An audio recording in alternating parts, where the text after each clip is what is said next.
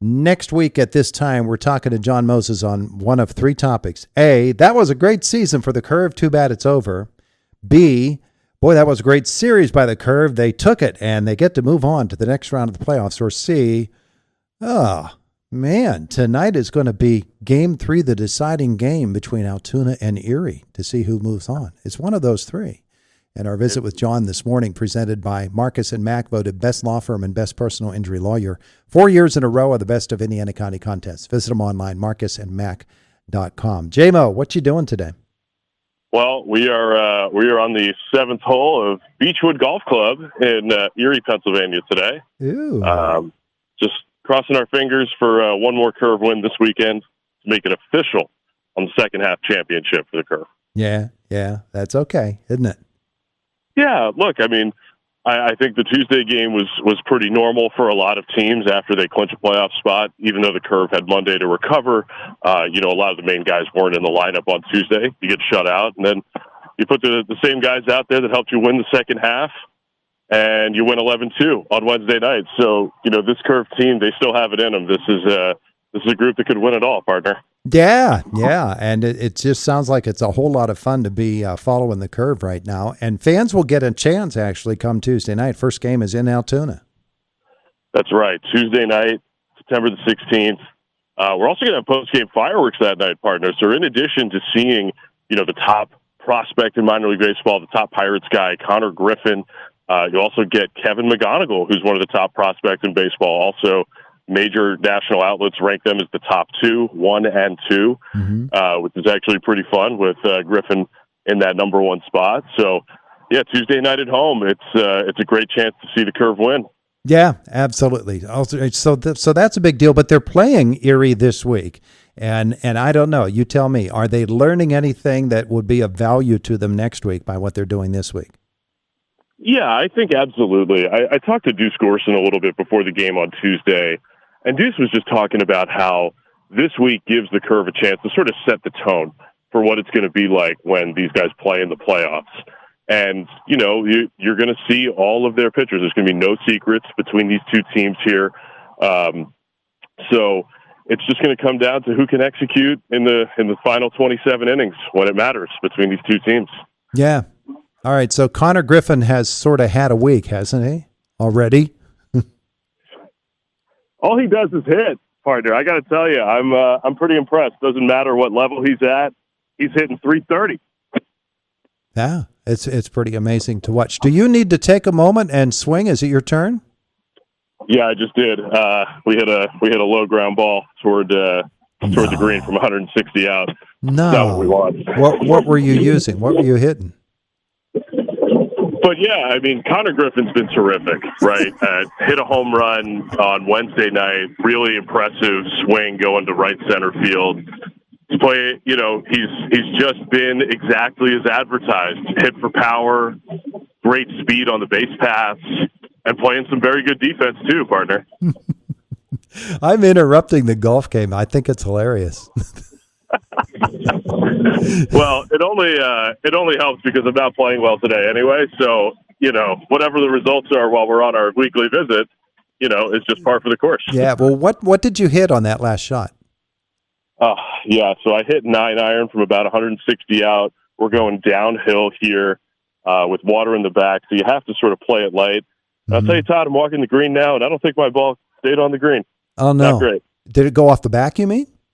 I think it did go off the back and into this nice pond back here. What a shame. Wow.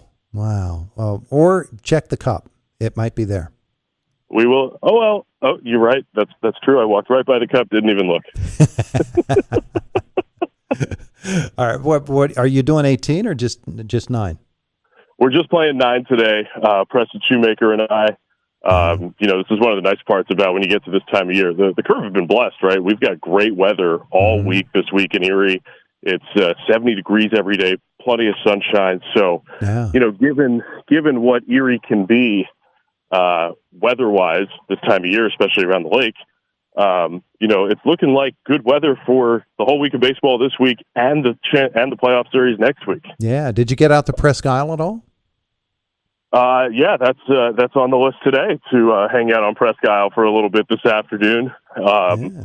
We were out on the water during the game or after the game yesterday for a few minutes to enjoy the sights, and Erie's got a moment as a little vacation destination. I'm sure you've come up here before. Yeah, but well, we spent a week up there this summer, as a matter of fact. Oh, that's great. It's really nice up here around the water. Yeah, it's very, very nice. And on that off day, I'm going to suggest to you, it's only 45 miles away, Jamestown, New York. The American Comedy Museum is there, and it's a big deal. It's a really, really nice place. Wow, the American Colony Museum. I don't know that you and I have talked about this before. I do enjoy Revolutionary War era history, so that's very interesting. Thanks for the tip. Yeah, well, there wasn't a whole lot of stand-up during the Revolutionary War, but there is comedy, so.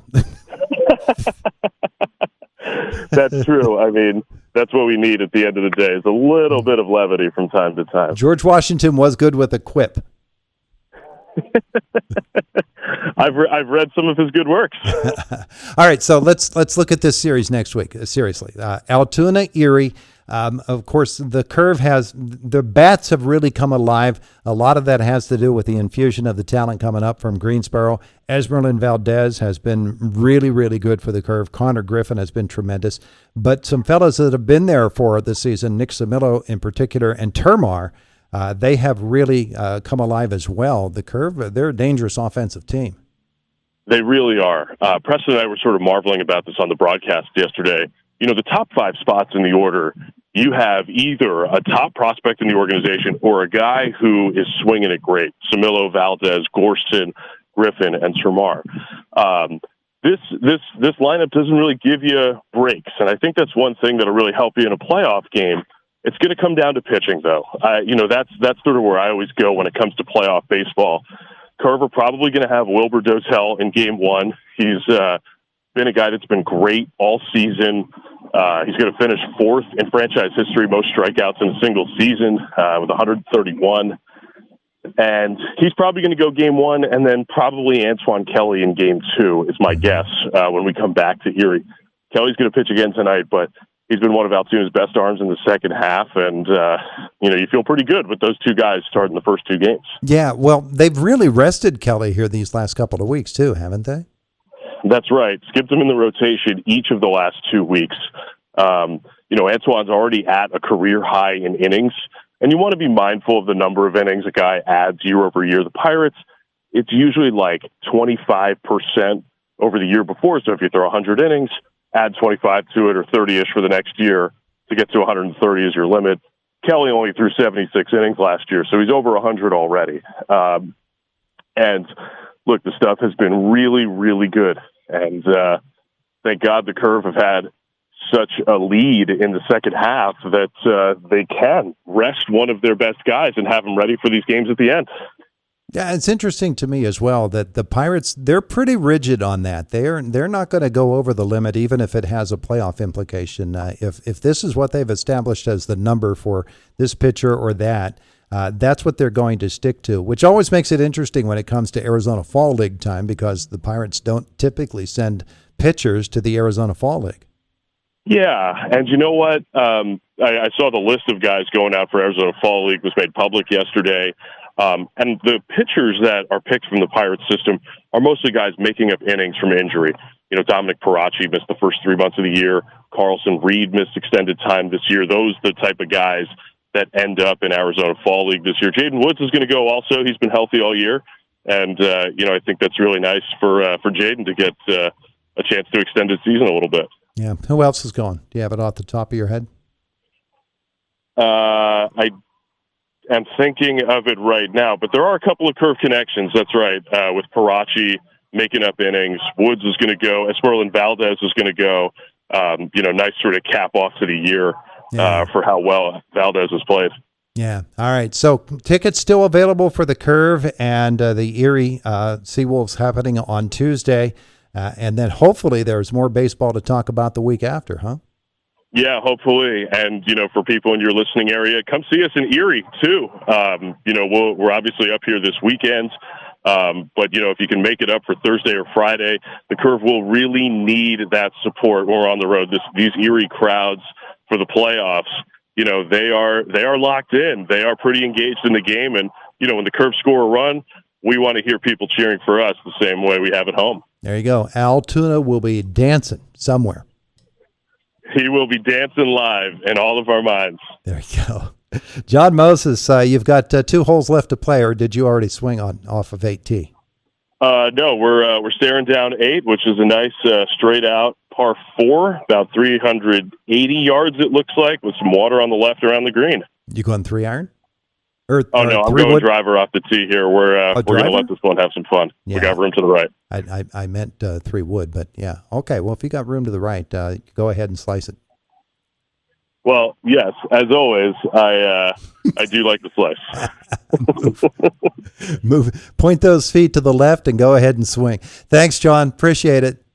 Thanks, Todd. Have a great one. There's Jon Mozes, the Altoona Curve, getting set for the playoffs next week. It is the voice of Indiana County, WCCS 101.1 FM, AM 1160, WCCSradio.com.